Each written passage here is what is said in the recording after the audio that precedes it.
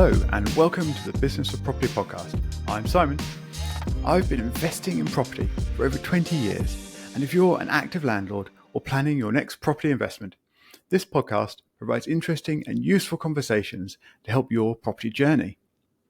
If you're willing and able to leave a rating or review in your podcast player of choice, I would really appreciate it. Now this week, I'm trying something a little bit different, and it is just me on this episode. There's no guest joining me, so I am going to take the opportunity to talk through something that I do a lot of the time, and that is evaluating property. And the sort of first step in this process for me is always a desktop property evaluation. And I'm not going to talk about the financial side of it on this particular episode. I'm also not going to talk about the sort of finding a location or choosing where to look for properties. I am instead going to jump in at the point where we've got a property that we have found on a portal, so on the market, on a property listing that's out there and available. And we've already done some background searching. We've already found this property in an area that we're curious about or interested in. And I'm going to very much focus on sort of the how I go through evaluating this property and deciding whether or not I want to take it forwards in my list of potential investments. I'm not going to focus too much on sort of what I'm looking for, although that will come up a little bit, I think, as we go through these various things in this process. But it really is much more about the how I'm looking at it and how I'm looking at the property specifically. So as I said, not really too much on the financials or considering returns or cash that might be required to make an investment or that side of thing, but really whether or not a particular property should move forwards in the process, in the sort of pipeline of potential property investments. So I've got a property. I have found this property. Maybe I found it through PaTMa's advanced search to help find properties that are sort of more focused on motivated sellers or any of the other criteria that you can search for there. Or maybe I've just found this property through a normal Rightmove or Zoopla search on a normal property portal. The property portal that I tend to use is Rightmove, and hence some of the things I'm going to talk about here are sort of focused a little bit towards that. But it can work, and it should work on any of the main property portals. The same kind of information is always available for property listings. I'm definitely not looking at off-market properties or anything like that. I am assuming that we've got a property listing to sort of base our investigations from. So the first thing I will always look at is the floor plans.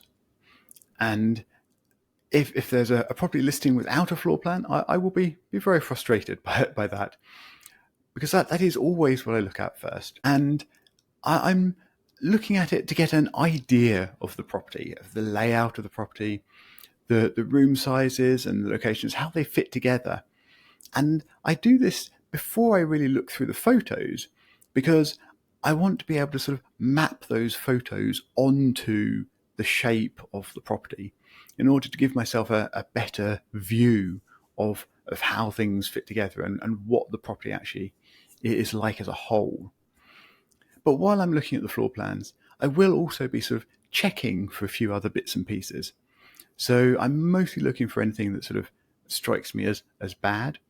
So, for example, it might be a third bedroom that's really, really tiny. So it's only really sort of a 2-bedroom property. So you might need to sort of reevaluate what you're looking at from that point of view. But there are other oddities that you can come up against that might sort of set alarm bells ringing. For example, I've seen quite a lot of examples of instances of bedrooms off bedrooms.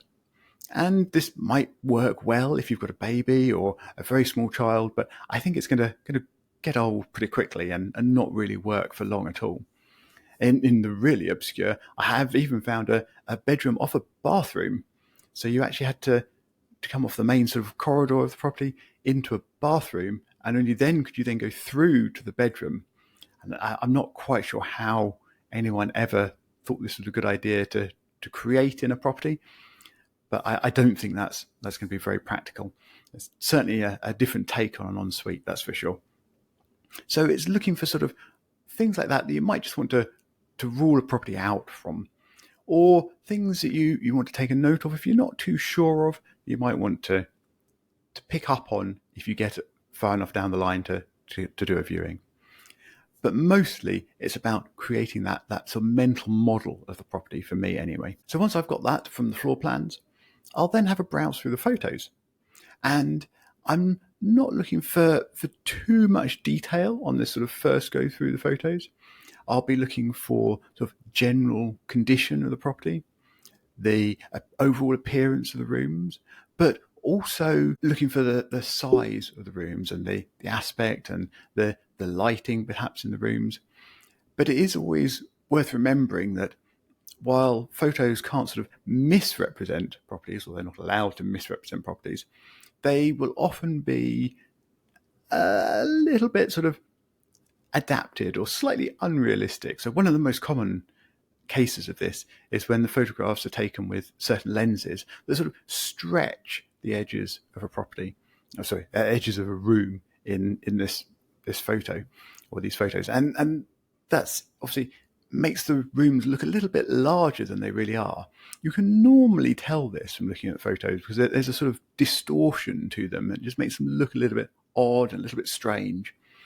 But it is definitely something to look out for, and that does always annoy me when that's the case, certainly if it's done too much, because you just can't get a real feel for the property. Something that's much, much better is when there's a 3D or a virtual tour available on the property, because these give you so much more detail and an awful lot better feeling for the property. And also they tend not to have any of these strange lenses applied, or any other sort of bits sort of touched up in them, because you can't really do that in the more detailed virtual tour images.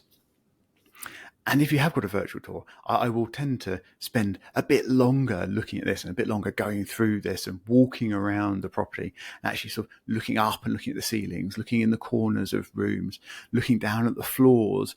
And it can give you a much, much better feeling for the property and the overall view of the sort of current status and current condition of that property. So once we've done that and we've looked through and we've got a really good feeling for the layout and then the appearance of the inside of the property, that the next thing I will want to look at is the outside of the property.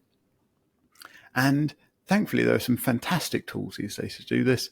Obviously one of the best ones is Google Streetview, and it doesn't cover everywhere, unfortunately.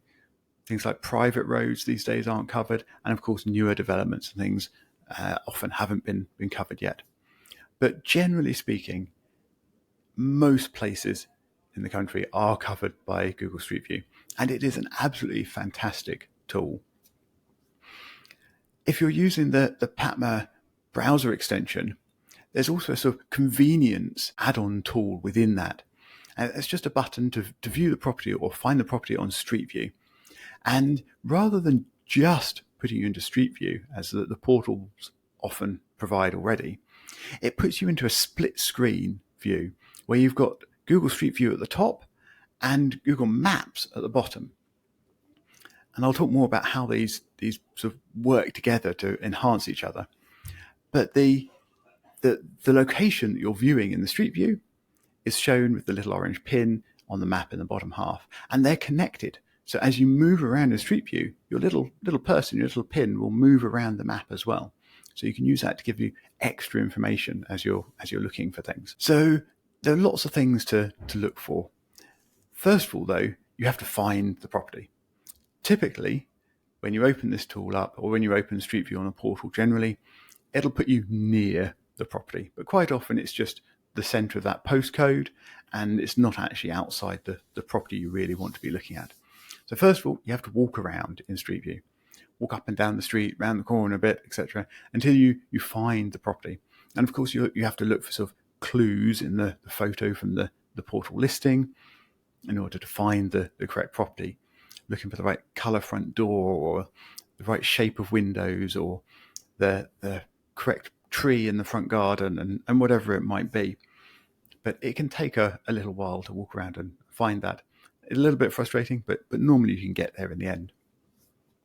So then once you've found the property, obviously you want to have a bit more of a look at the property. You've probably got the agent listing, agent photos to give you a bit of an idea on that already. So really what Streetview gives you is looking around the property. And you want to look at the other properties in the area, look at the neighbours, look at the left and right property, but also turn around in Streetview, look across the road, look at the other properties that are up and down the street a little bit. And again, really, you're just looking for sort of an overall feel for the area and an overall feel for the properties in that street, and looking to make sure there's nothing that sort of really sets any alarm bells ringing. One of the main things I would look for in the street as a whole is sort of parking and the cars and the sort of arrangement and amount of cars and parking in the street. So you might be looking for parking for the actual property itself, although you might also have a driveway or something. But regardless of that, I would always recommend looking at the cars and the parking in the street as a whole, because it's not just whether there is parking available, although it is definitely important, not just for your potential tenants, but also their guests and things. But you're also looking for how easy it is to drive down this road. Is there parking on both sides of the road? Have you only got a single lane left down to drive down this road? Or maybe, worst case, you've got a smaller road with parking scattered between the sides. You have to weave around to actually get down the road. And it's just going to be a frustrating road to navigate and potentially live on. So it's probably not ideal. Are there any sort of obvious problem areas around, or sort of areas that would be difficult to access with a car? But assuming the car access is good, then you also want to have a bit of a look at the ease of access for pedestrians as well into the house. So the agent photo will normally have sort of the front of the house visible to you, and there might be steps or something leading up to the front door or something like that. But you might want to look a bit further around in Streetview, because maybe there's steps up to the front garden of the property, or a ramp up to it, or some other sort of slightly awkward access that isn't shown in the photos because it's not sort of really right at the property, right at the front of the house. But it is still something you need to consider for general access to the property. So we've found our property. We've had a little look around the property and at the front of the property and checked access and checked parking. So then the next thing I will always do, now that I know which property it is, and I've got my little pin on the map in the lower half, so I know exactly where it is, I'll turn on the satellite view in Google Maps. And this means that I can look at the sort of border of the property a bit. I can probably work out where the edges of it are in the satellite view. And I can also have a look at what's around it. So typically I will have a look at whether there's access to the back of the property. If this property has a garage, quite often they would be remote from the property. So where is that garage? How easy is it to access it? Can you easily walk from the house to the garage? And could you potentially run power to the garage? So obviously that might be useful to just make that garage more usable. But also I think increasingly that's going to be relevant for charging electric vehicles as well. So that is something I certainly look for these days. So what is around the property? Sort of immediately around the property anyway. But then once you've got that covered, I'll then zoom out a little bit as well, and I'll look at the wider area around the property. So here I'm looking for sort of, is there an area of larger commercial or industrial buildings nearby? That may well not be a problem, but it could be something to be aware of. Are there any water treatment works nearby? That might be more of an issue, or maybe a rubbish dump or some other significant thing in the area that you would probably want to be aware of. Even if it's not within a street or two, it could still be an issue if it's sort of a few streets away. So it's definitely something to look out for. And they tend to be quite obvious when you're looking on a satellite view. I think it's also worth looking for some positive things in the area as well when you're looking at satellite view. So are there parks nearby? And check that they're sort of well maintained. See if they have perhaps children's play area within them as well, which could be a good positive to look out for in the area of this property. So we've looked at the inside of the property, and we've looked at the outside of the property and what's around the property.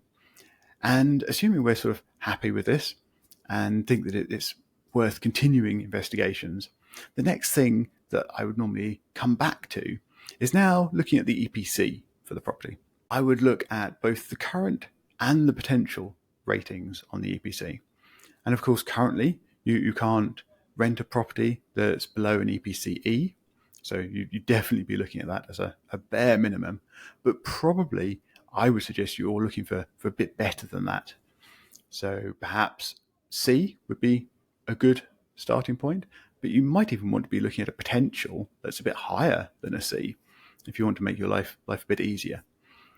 And if there's a lower current, you probably want to go and find the EPC and actually download it and have a look at what the recommendations are, what they suggest you would need to do in order to push that EPC up to the higher levels and reach its potential.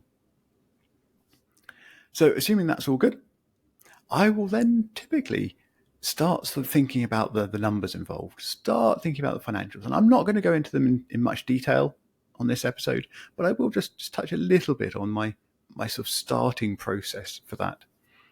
And for this, I'll go back to the photos and I'll now have another scroll through the photos that are on that portal listing. And it's always the case, second look through, you'll spot a few things that you didn't see the first time. But I'm also looking for what do I think would be needed to get this property ready for rental. And I'm not looking at sort of real details. I'm just trying to get a rough feel. Is it sort of just a few little patches here and there and a thorough clean and things, maybe £1,000, maybe less? Or is it a redecoration?